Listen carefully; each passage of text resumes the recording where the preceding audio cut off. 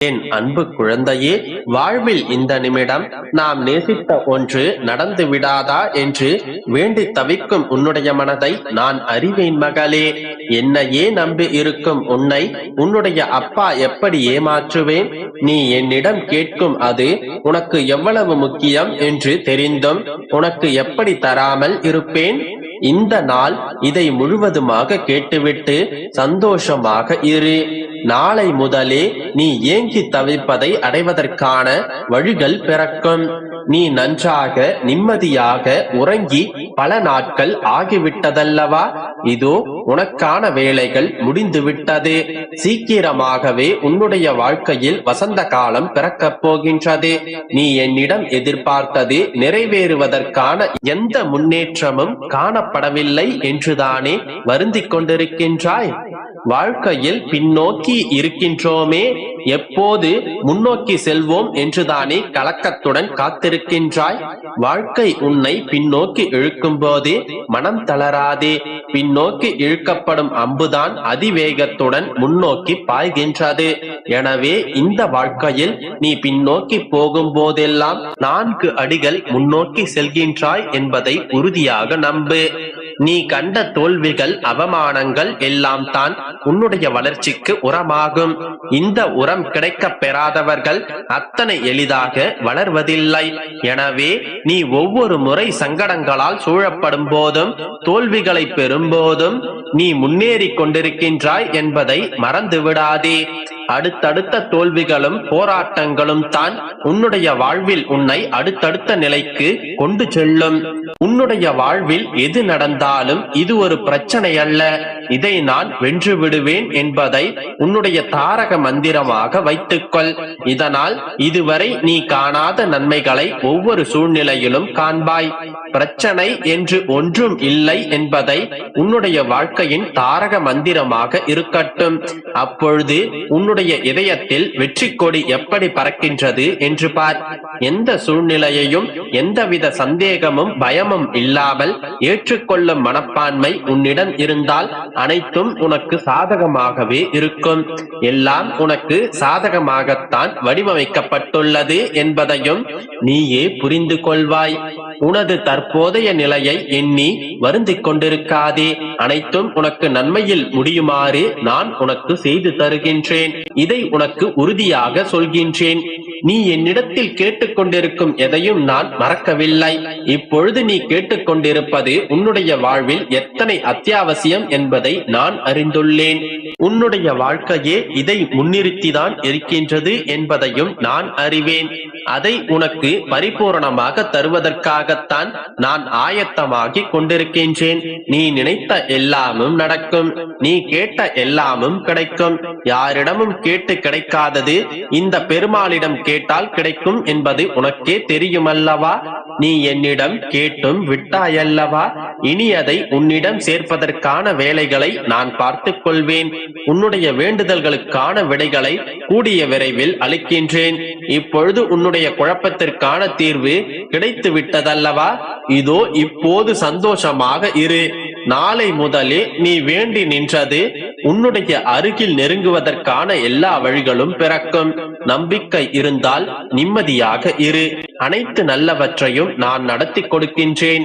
என் அன்பு குழந்தையே, எப்படிப்பட்ட கஷ்டத்தால் மனம் அழுத்தம் ஏற்பட்டிருந்தாலும் இதுவும் கடந்து போகும் என்கின்ற எண்ணத்தில் செயல்படு. உன்னுடைய கவலைகள் ஒருபோதும் வெற்றியை தருவதில்லை. முயற்சிகள் மட்டுமே உனக்கு வெற்றியை தருகின்றன. கோபமோ துக்கமோ எந்த மனநிலையில் இருந்தாலும் தவறான வார்த்தைகளை நீ உபயோகம் செய்யாதே. ஏனென்றால் சூழ்நிலைகள் எப்பொழுது வேண்டுமானாலும் மாறலாம். ஆனால் பேசிய வார்த்தைகள் ஒருபோதும் மாறாது. உனக்கான மதிப்பை நீ அதிகரிக்கும் போது உன்னை பற்றிய உன்னுடைய சுய மதிப்பும் அதிகரிக்கின்றது. உன் மீது நீ கொண்டிருக்கும் மதிப்புதான் சுய மதிப்பு. பிள்ளையே, உன்னுடைய வாழ்க்கையில் நீ சில முக்கியமான முடிவுகளை எடுக்கும் போது உன்னுடைய உள்ளுணர்வு சொல்வதை கவனமாக கவனி. உன்னுடைய மனதில் தைரியமே உன்னுடைய மன அழுத்தத்திலிருந்து வெளிவர உதவும் ஊக்கமருந்து. நம்முடைய ஒவ்வொருவரின் உடலுக்கும் உடலில் ஏற்படும் காயத்தை தானாக குணப்படுத்திக் கொள்ளும் சக்தி இருப்பதை போன்று உன்னுடைய மன காயத்தை ஆற வைக்கும் சக்தி உனக்குள்ளும் இருக்கின்றது. பிரச்சனைகளுக்கு இரண்டே காரணம்தான். ஒன்று செயல்படாமல் யோசிப்பது, ஒன்று யோசிக்காமல் செயல்படுவது, மற்றொன்று செயல்படாமல் யோசித்துக் கொண்டே இருப்பது. குழந்தையே, எந்த தனித்துவமான வாழ்க்கை பாதையில் உனக்கு சந்தோஷம் ஏற்படுகின்றதோ அதுவே உனக்கு சிறந்த வாழ்க்கையாக இருக்கும். வாழ்க்கையில் இருக்கும் சிக்கல்களை தீர்க்க எந்த விதத்தில் சிக்கல்கள் உருவாக்கப்பட்டதென்று யோசித்து அதற்கான காரணிகளை தீர்த்தால் மட்டுமே உன்னுடைய வாழ்க்கையில் எந்த பிரச்சனையும் முடிவுக்கு வரும். நிம்மதி வேண்டும் என்று யோசிக்கிறோமே தவிர அதற்கு ஆசையை குறைத்துக் கொள்ள வேண்டும் என்கின்ற முடிவை யாரும் எடுப்பதில்லை. வாழ்க்கையில் ஆசையை துறந்து பாருங்கள், வாழ்க்கை உங்கள் வசப்படும். யாரையும் அற்பமாக நினைத்து விடாதே. சிறிய தீக்குச்சியின் வெளிச்சம்தான் பெரிய இருளை கிழித்தெறிகின்றது. தேவையற்ற விஷயங்களுக்காக உன்னுடைய ஆற்றலை உபயோகப்படுத்துவதை தவிர்த்துவிடு. அவசிய தேவைகளுக்காக ஆற்றலை சேமித்து வைத்துக் கொள்வது மிக முக்கியமானது. வாழ்வில் இருள் பகுதியை மட்டுமே உன்னுடைய மனம் யோசித்துக் கொண்டிருந்தால் கஷ்டமானதாக இருக்கும். உன் வாழ்க்கையில் கிடைத்த நல்ல அனுபவங்களை மட்டும் நினைத்துக் கொண்டிரு. உன்னுடைய வாழ்க்கை சொர்க்கமாவதும் நரகமாவதும் நம்முடைய எண்ணங்களை பொறுத்தே அமையும். நம்மிடம் இல்லாததை நினைத்து ஏங்குவதை விடுத்து இருப்பதை நினைத்து சந்தோஷமாக வாழப் பழகு. சிரித்துப்பார், நட்பு கிடைக்கும். சிந்தித்துப்பார், இறைவனின் அருள் கிடைக்கும். நம்பிக்கை வை, வெற்றி கிடைக்கும். உண்மையாக உறுதியோடு முயற்சித்துப்பார், வாழ்க்கையில் எல்லாமே கிடைக்கும்.